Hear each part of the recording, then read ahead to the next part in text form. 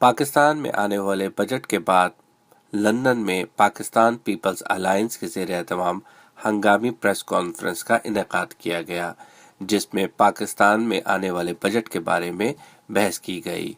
इस तकरीब के अंदर मुकर्रीन का कहना था, हर बजट की तरह ये बजट भी गरीबों के लिए और मुसीबत का बाइस बनेगा और महंगाई और मुफलिसी और फ़िरका वारियत बढ़ेगी। इस मौके पर पाकिस्तान पीपल्स अलायंस ने शैडो बजट पेश किया और बताया कि पाकिस्तान से बाहर बैठे हुए लोग जब ऐसे बजट बना सकते हैं तो पाकिस्तान में रहते हुए गरीबों के लिए और अच्छा और बेहतर बजट क्यों नहीं पेश किया जा सकता। मुकर्रीन का कहना था, पाकिस्तान का करंट बजट मेरे मुताले और रिसर्च के मुताबिक हाई इनकम ग्रुप्स को फेवर करता है। Progressive taxing is the only solution कि पाकिस्तान तरक्की कर सकता है। जो बजट बने नेक्स्ट हमारा, और जो बजट इस टाइम हमारा बताया गया है, वो फोकस करे उन लोगों को जो कि हमारे लो प्रोफाइल लोग हैं, जो लो इनकम लोग हैं, ताकि इक्वालिटी बेस्ड पे सारा काम हो।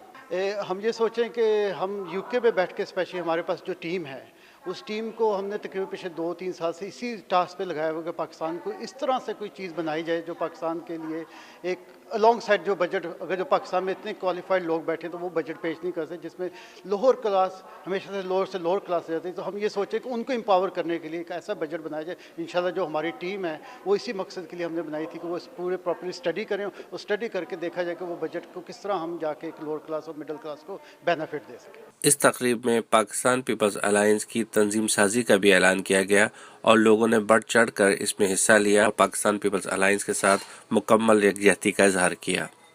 फराज अहमद, दिन न्यूज़ UK।